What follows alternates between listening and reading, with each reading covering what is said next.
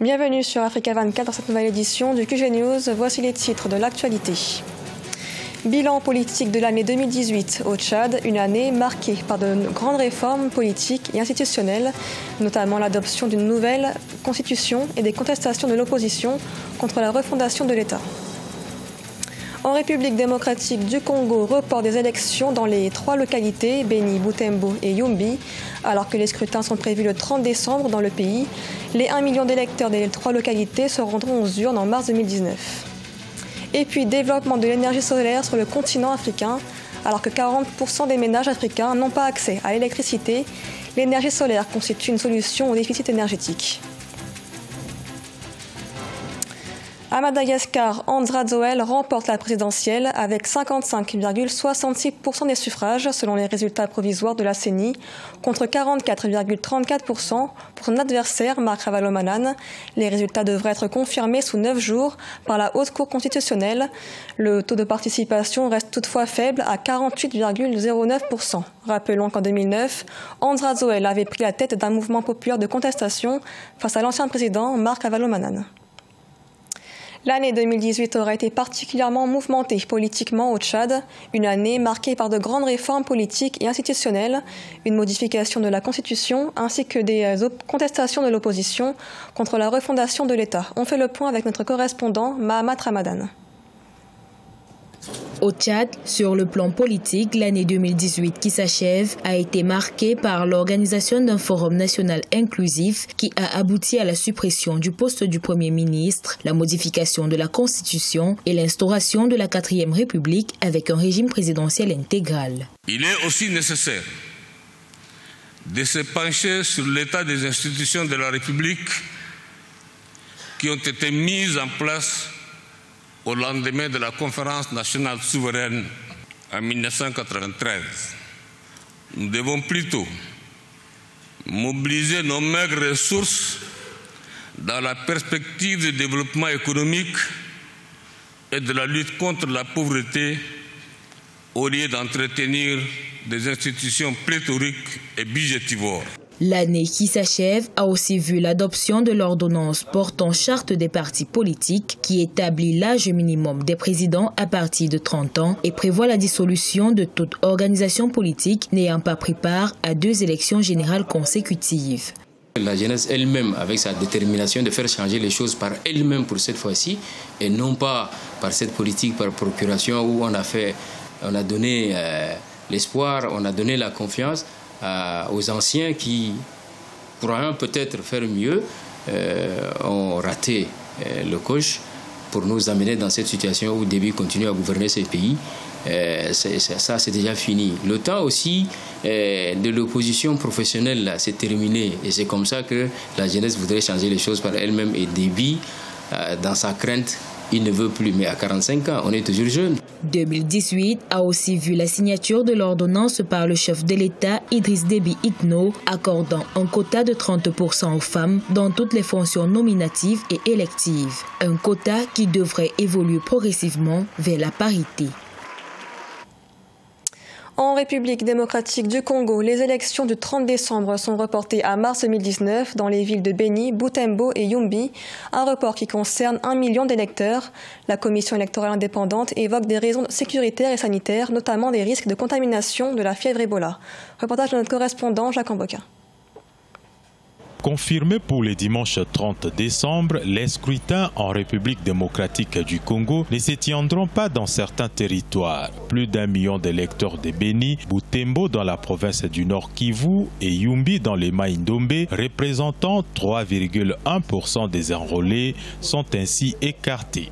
Les élections directes dans les circonscriptions électorales de Beni, Beni-Ville et Butembo-Ville, en province du Nord Kivu, ainsi que Yumbi, dans la province de Mai-Ndombe, sont programmés au mois de mars 2019. Alors que la Conférence épiscopale nationale du Congo et l'Église du Christ au Congo, 2 principales confessions religieuses du pays, rendaient public un communiqué conjoint insistant sur la nécessité de la tenue des élections transparentes, démocratiques et apaisées au 30 décembre, ces reports, bien que partiels, a fait réagir le secrétaire général de la SENCO.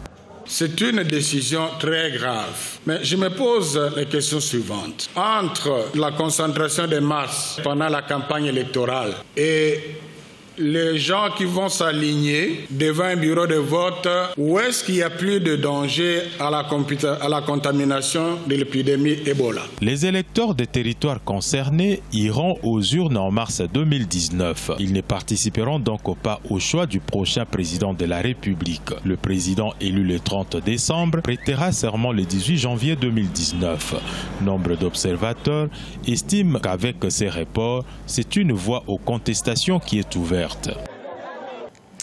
Et les 5 chefs d'État africains de la SADC et la CIRGL étaient réunis au Congo-Brazzaville ce 26 décembre lors d'un mini-sommet sur la situation politique en République démocratique du Congo.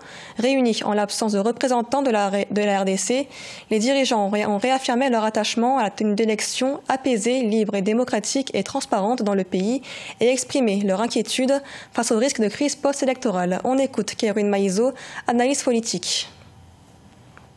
Le Congo est un pays central. C'est-à-dire ce pays se trouve dans la zone CEAC, l'Afrique centrale, se trouve dans la SADC, c'est-à-dire l'Afrique australe, est en contact avec la COMESA, l'Afrique de l'Est, et c'est un pays qui a 9 voisins et qui est très peuplé. Donc une instabilité au Congo va provoquer une onde de choc dans toute l'Afrique centrale, ne fût-ce qu'au niveau, par exemple, de l'immigration. Tenez par exemple, la ville de Kinshasa est plus peuplée que tous les Congo-Brazza et les Gabon réunis. C'est-à-dire que si 1/10 de la population de Kinshasa immigrait par exemple vers Brazzaville pour fuir la guerre, la ville de Brazza ne pourra pas tenir. Donc ils ont intérêt à trouver une solution. Ensuite, il y a un enjeu économique. Si la République démocratique du Congo, qui fait un peu plus de 80 millions d'habitants, est déstabilisée, ça va déstabiliser un marché énorme. Ensuite, ça peut faire tache d'huile, ce qui se passe au Congo par rapport à tous les régimes des pays voisins. Ça peut servir comme un précédent. Tous ces pays qui ont eu, pour certains, des élections chaotiques, ne veulent pas qu'au Congo, qu'on aboutisse à une solution, par exemple militaire, qui peut faire des émules. C'est ainsi qu'au nom du principe revendiqué par l'Union africaine, que les problèmes africains doivent trouver solution en Afrique par les Africains. La SADC et l'Union africaine veulent prêcher par l'exemple.